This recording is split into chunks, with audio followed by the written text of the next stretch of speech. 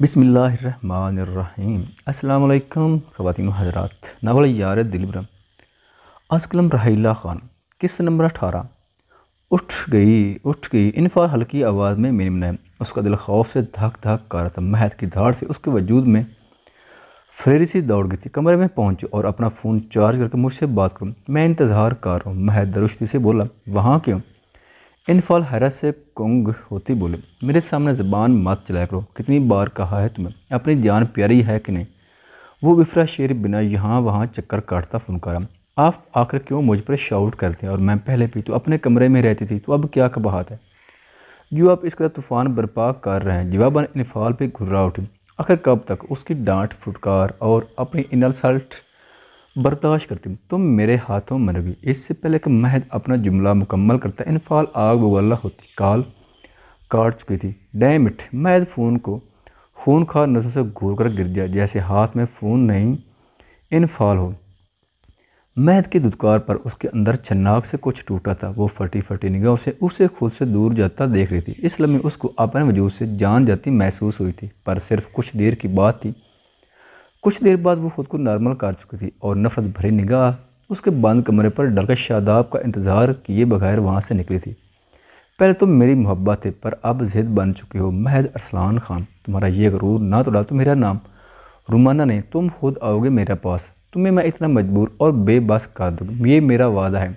वो नीची आवाज़ में आपने तक घुराई थी और एक आखिरी शोला बरसाती नज़र डालकर गेट पार कर गई थी। ये तुम क्या कह रहे हो कमीनो? वो बच कैसे गया? मुफ्त खोरो, हराम की रोटियां तोड़ने पर तुले। अगर वो मर गया था तो दूसरी गोली चला देता। ऐसी कोई तोप चीज़ नहीं था वो जो दुम दबाकर भाग गए, एक ही बार मिटा डालते। अब वो सरफिरा लड़का न जाने क्या करेगा। ज़मीन खान अपने आदमी पर चिल्ला रहा था। उसके साथ गार्ड थे। एक आदमी सर झुकाए बोला, वो तो हर वक्त होते हैं, और तुम लोगों को किस लिए इतनी रकम दी थी? ज़मीन खान चिंगाड़ा था। सारा खेल ख़त्म होता महसूस हुआ। उसे अपनी मौत करीब नज़र आती मालूम हुई थी। ले जाओ उनको और मार मर चमड़ी उधेड़ दो इनकी, और पैसे भी वापस लो उनसे। ज़मीन खान नखवत से कहता मर्दान खाने की जानिब बढ़ गया। कहाँ हो? हशमत की आवाज़ गूंजी। मैं तो ऑफिस हूँ। यार तुम्हारे सर फिर बाप ने फिर से पंगा ले लिया है। जब मना किया था कि हम संभाल लेंगे, पर पता कि नहीं क्यों जल्दी मचा रहा। फ़ोन उठा वरना उधर ही ना पहुँच जाए। हशमत खान ने पैगाम पहुँचाया। ठीक है, फिर उसने बेजारी से जवाब दिया। आ रहे हो ना? हशमत ने सवाल दागा। अगर शराब के साथ शबाब का इंतज़ाम रखो तो ज़रूर। फिरोज़ शैतानी मुस्कुराहट से बोला, बड़े ही कोई कमीने हो, चल आ जा। सारे इंतज़ाम तेरी मंशा के मुताबिक हूँ। वैसे भी 2 दिनों तक मैं पाकिस्तान अपनी महबूबा से मुलाकात के लिए जा रहा हूँ। इससे पहले कुछ दिल बहला लिया जाए। सही कह रहे हो, क्योंकि वो तो तुझे घास तक नहीं डालेगी। कहाँ तुम बूढ़े और कहाँ वो 19 साला लड़की। फिरोज़ ने हंसी दबाते कहा, मत भूल तू भी उसके साथ वक्त गुजारने पर बेचैन है, और वैसे भी खुद से तो वो कभी नहीं आएगी। टेढ़ा तरीका अपनाना पड़ेगा। साली है ही इतनी प्यारी कि देखकर अंदर आग सी भड़क उठती है, इसलिए सब्र नहीं हो रहा। जल्द अज जल्द उसे अपनी बाहों में चाहता हूँ। हशमत बेहुदगी से बोला, कह तो ठीक रहे हो, एक हसीन दूसरा कम उम्र, उफ क़यामत है। फिरोज़ ललचाई अंदाज में बोला, मज़ीद 2-4 बातों के बाद काल काट कर दें। 4 कनाल अराज़ी पर बनी खान हवेली अफरीदी पठान की शायान शान, उनकी हैसियत व मरतबे का मुँह बोलता सबूत थी। सफ़ेद व ग्रे रंग से मुज़य्यन बाहर के मुल्क से आए कीमती पत्थरों से सजी, जिनमें मुख्तलिफ रंग भरे थे और आंखों को खैरा करदा नवल तराश खराश नक्शा निगार बने थे। इंतहा की खूबसूरत चकोर डिज़ाइन की बनी यह हवेली देखने वालों को मबहूत कर देती थी। रोशन खान की यह हवेली दूर दूर तक मशहूर थी। वजह उसका यूनिक डिज़ाइन था, जो कि वहाँ आए सियाहों को अपनी तरफ खींचने की कशिश रखती थी। रोशन खान के 3 बेटे थे। उसने हवेली को इस तरह से तामीर करवाया था कि उसके बेटों की आने वाली नस्लें भी यहाँ राज कर सकती थी। रोशन खान के 3 बेटे थे, दिलावर खान, अयूब खान और यामीन खान। इस मुताबिक हवेली के अंदर 3 पुरुषन बनाए गए थे। तीनों बेटों की शादी के बाद उनको उनका पुरुषन दे दिए गए थे। कुछ अरसे साथ रहने के बाद यामीन खान ने अपनी बीवी के कहने पर अलहदगी इख्तियार करने का फ़ैसला किया और फिर वो अपना हिस्सा लेकर हवेली से चला गया। जबकि इसको हिस्सा देने के बाद रोशन खान ने हवेली अपने दोनों बेटों दिलावर और अयूब खान के नाम कर दी थी। इस हवेली को 2 पुरुषों में तकसीम किया हुआ था। एक हिस्सा दिलावर खान के पास था, दूसरा अयूब खान के पास था। माँ बाप की वफ़ात के बाद वो दोनों भाई एक साथ इस हवेली में रहते थे। उनमें बहुत प्यार और इत्तेफाक था। जब के महीने में यामीन खान भी 2-3 चक्कर लगा लिया करता था। तीनों भाइयों में बहुत मोहब्बत थी।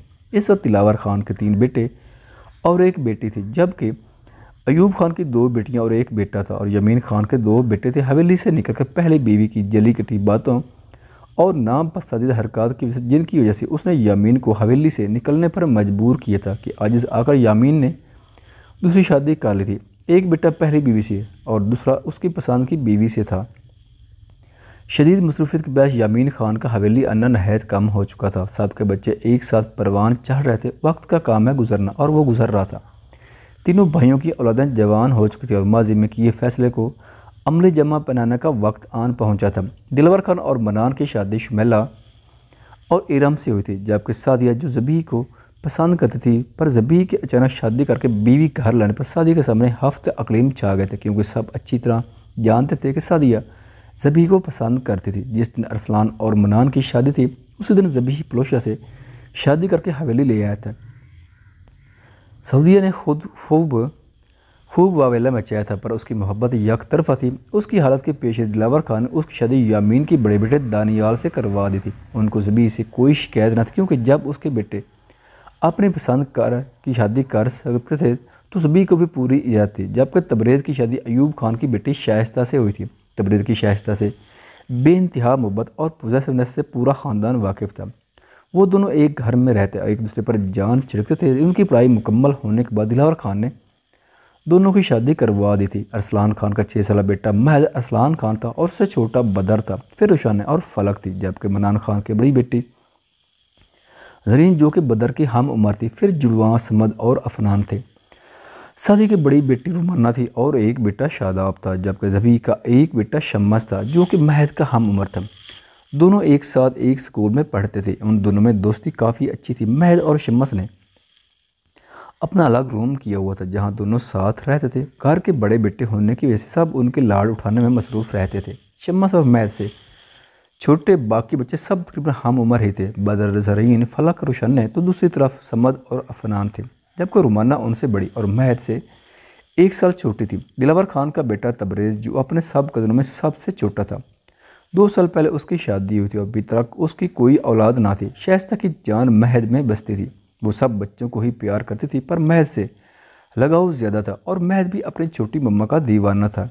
जबकि अयूब खान, जो दिलावर से छोटा था, उसकी छोटी बेटी नरमीन अभी पढ़ रही थी। तो दूसरी जानिब यामीन खान का छोटा बेटा, जो कि आउट ऑफ कंट्री था, उसकी शादी नरमैन से तय पाई थी। भाइयों में बड़ा होने के नाते दिलावर खान की बात पत्थर पर लकीर होती थी। उनका रोब और दबदबा ही इतना था कि किसी में भी उसकी बात के खिलाफ जानने की जरूरत नहीं होती थी। अयूब खान और यामीन खान दिलावर को अपने बाप की जगह मानते थे, इसलिए दिलावर का हर हुक्म बजा लाते थे। दिलावर खान अपने इलाके में बाप की जगह संभाल लेते और इस इलाके में सरपंच की हैसियत रखते थे। छोटा काम भी दिलावर खान से पूछ कर होता था। ज़बी, लाला मुझे कॉलेज ड्रॉप कर दे। नरमैन अजलत में बोली, नरमैन मुझे कहीं ज़रूरी काम से जल्दी पहुंचना है, तुम आज ड्राइवर के साथ चली जाओ। ज़बी जूस का गिलास लब्बों से लगाता बोला, ज़बी आराम से नाश्ता तो कर लें। पलोशा परेशानी से बोले। ज़बी ने तमानीत भरी मुस्कुराहट से पलोशा को देखा, जो भरे भरे वजूद को चादर में छुपाए बैठी थी। पलो जन आप कहें और हम ना मना, ये लें जी। ज़बी कुर्सी घसीट कर बैठा, गर्मा गर्म पराठे का लुकमा तोड़कर मुंह में रखा और फिर उठ खड़ा हुआ और अपने 6 साल बेटे को प्यार करता नरमैन को ये बाहर की जाने बढ़ा। ध्यान से जानना है और वक्त से पहले पहुंच जाना, कोई कोताही ना हो। ज़बी ड्राइवर को हिदायत देता बोला। शाइस्ता, शाइस्ता। तबरेज़ ने रेलिंग थम्मे नीचे की जानिब हल्का सा जोकर शाइस्ता को आवाज़ दी, जाओ मियाँ जी का बुलावा आ गया है। इरम ने महद के लिए फ़राइस बराती शाइस्ता को टोका दिया, जबकि वो शर्मीली मुस्कुराहट लबों पर जाए फ़ौरन से बाहर निकली। ऊपर आओ। तबरेज़ ने घूरा, जो उसके ऑफिस जाने के वक्त और आने के वक्त पर कमरे से भाग जाया करती थी। मैं महद के लिए फ़राइस बना रही हूँ। शाइस्ता ने उसके तेवर देखकर वहीं से जवाब देना मुनासिब समझा। पहले उसके चच्चा को तो उसका नाश्ता करवा लो, जो ज़रूरी है, और तुम अच्छी तरह जानती हो बगैर नाश्ते किए मैं हरगिज़ नहीं जाऊँगा। तबरेज़ ने आंखें दिखाई। उनमें वाज़े वार्निंग देकर शाइस्ता हलक तार करती अपने कमरे की जानिब सुस्त कदम बढ़ाने लगी। ज़रा जल्दी आओ बेगम, पहले तुम देर करवा चुकी हूँ। तबरेज़ उसके छोटे छोटे कदमों पर चोट करता बोला। वो अच्छी तरह तबरेज़ का नाश्ता जानती थी, जो पल भर में अपनी शीतों से शाइस्ता को बुखलाने शर्माने पर मजबूर कर दिया करता था। वो जैसे कमरे में आई, तबरेज़ लपक कर उसे बाहों में कैद करता, उसको हमेशा कितना बेबस कर चुका था। और वो भी फुली सांसों के माबैन बॉस की मनमानियाँ और चेहरे पर सिकता होंठों का जाब जा लमस महसूस करती खुद को उसके रहम करम पर छोड़ चुकी थी। मैं नरमैन से शादी नहीं करूँगा बाबा। यामीन खान का छोटा बेटा जो आज ही बाहर से आया था बिगड़े तेवरों से बोला, ये तुम क्या कह रहे हो, हम ज़बान दे चुके हैं। पहले तुम्हें कोई इतराज़ नहीं था और अब इनकार कर रहे हो। यामीन खान बरहम हुए, क्योंकि मैं कैप टाउन में किसी को पसंद करता हूँ। उनके ये बेटा शुरू से ही बगावत करता बाहर के मुल्क चला गया था। दूसरी वजह उसकी माँ थी जिसे यामीन खान तलाक दे चुका था। हरगिज़ नहीं, तुम्हारी शादी नरमैन से ही होगी। मैं नहीं करूँगा उससे शादी। मुझे आपके ख़ानदान में शामिल नहीं हुआ जिन्होंने मेरी माँ को तलाक दिलवा दी। तुम्हारी माँ को तलाक उसके करतूतों की वजह से मिली है, उसमें किसी का कोई कसूर नहीं। मेरा ख़ानदान तुम्हारे ख़ानदान है, नस्ल हमेशा बाप से जानी जाती है। यामीन खान कदरे बुलंद आवाज़ में बोले, कसूर सर आपके भाई का है और आप चाहते हैं मैं इस इंसान की बेटी से शादी कर लूँ जो मेरी माँ की बर्बादी का जिम्मेदार है, जिसने मेरी माँ पर डोरे डाले रखे। जब दाल ना गली तो उसे तलाक दिलवा दी। हशमत अपने बाप पर चीखा था। तभी यामीन खान का हाथ उठा था अपने बेटे पर जो अपनी माँ का दिमाग में भरा जहर ज़बान से उगल रहा था। तुम्हारी घटिया माँ ने इतना गंद भर दिया तुम्हारे दिमाग में, जबकि वो खुद पहले मेरे भाई पर डोरे डालती रही। जब उधर से नाकाम हुई तो फिर इस खबीस ज़मीन खान से मेल जोल बढ़ाया और बेगैरती की हरदें फलांग दी। किस चीज़ की कमी दी थी उस औरत को? वो तो तुवैफ़ों से भी बातदार थी जो हिलाल मुझसे होते हुए भी हराम के पीछे भागती रही। बस मेरी माँ के खिलाफ एक लफ्ज़ भी मत बोलना। आप वो सब कुछ मुझे बता चुके कि किस तरह आपने मेरी माँ को जलील किया था। सिर्फ़ और सिर्फ उस औरत की खातिर वो शम्मा बेगम की जानिब इशारा करता फुंकारा। रही बात ज़मीन खान चचा की, तो वो मेरी माँ का कज़न है जिस रिश्ते को आपने गाली बना दी थी। हाँ, तुम नहीं जानते, तुम्हारी माँ उसकी मांग थी। ज़मीन खान एक अय्याश प्रस्त इंसान है। जब तुम्हारे नाना ने उसके करतूत देखा तो रिश्ते से इनकार कर दिया था। तुम्हारी माँ उसके साथ भागने वाले थे कि पकड़ी गई, जिसके गवाह मैं खुद हूँ। उस रात मैं किसी काम से तुम्हारे नाना के पास गया था। तुम्हारे नाना ने मेरे सामने हाथ जोड़ दिए कि मैं उसकी बेटी से शादी कर लूँ। मैंने मना कर दिया कि अगर वो ज़मीन खान को पसंद करती है तो आप शादी करवा दें, पर तुम्हारे नाना नहीं माने। उनको अब भी तुम्हारी माँ की फ़िक्र थी। शादी के कितने साल तक तुम्हारी माँ ने मुझे शौहर तस्लीम नहीं किया था। उसे मेरे अलावा दुनिया का हर मर्द अच्छा लगता था। उसने हर वो तरीका अपनाया जिससे मुझे तकलीफ़ हो। उसकी शरपसंदी की वजह से मैं हवेली छोड़ने पर मजबूर हो गया। उसने मुझे मेरे भाइयों के सामने सर उठाने के काबिल नहीं छोड़ा था। मैंने उस औरत की हर बात मानी, बदले में वफा चाहिए, पर वो मेरे मुंह पर थूक गई। उसे तलाक उसकी अपने गुनाहों की वजह से मिली है, इसमें शम्मा का कोई कसूर नहीं। यामीन खान बेटे पर चिंगाड़े, आप जो कह रहे हैं आपकी मन गढ़त पर यकीन नहीं है मुझे, और वैसे भी आपसे ज़्यादा अजीज़ मुझे ज़मीन खान चचा जो मुझे आपसे बेहतर समझती है। इसलिए अपने भाई को जाकर जवाब दे, क्योंकि शादी तो मैं वहाँ कभी नहीं करूँगा, ये मेरा आखिरी फ़ैसला है। वो कहकर मुड़ा। अब भी वक्त है अपनी माँ की पढ़ाई पट्टियों से छुटकारा पाल और बजाय उसके नक्श कदम पर चलने के मेरी बात मान लो। यामीन खान उसे सुर्ख नज़रों से देखकर तंबीह करते बोले, मैं अपनी ज़िंदगी का हर फैसला लेने का हक रखता हूँ और जो मेरा दिल कहेगा वो करूँगा। वो भी दूबदू बोला, मैं तुम्हें बेहतर इंसान बनाना चाहता था पर तुम शायद इस काबिल नहीं हो। हशमत खान, अगर तुमने वहाँ शादी ना की तो मुझसे सारे ताल्लुकात ख़त्म करने होंगे, क्योंकि एक शराबी और नफ्स पसंद इंसान को मैं हरगिज़ अपने घर में जगह नहीं दूंगा। यामीन खान ने आखिरी पत्ता फेंका, बड़ी खबर रखते हैं। खैर जैसा भी हो, आपका बेटा इसलिए बाप पर गया हूँ। गुस्ताख बाप को गाली दे रहे हो? यामीन खान धाड़े, जबकि वो बगैर कोई असल ये लंबे लंबे डाक भरता बाहर निकल गया। जी, इनफाल ने फ़ोन कान से लगाते जहर खान लहजे में जी का, इतनी अक्कड़ किस लिए दिखा रही हो? वो दूसरी जानिब पुरसकून अंदाज में जवाब आया था, आप क्यों मुझे परेशान कर रहे हैं? इनफाल झंझलाई हुई बोली, अभी परेशान किया ही कहाँ है, कल आ रहा हूँ फिर बताऊँगा।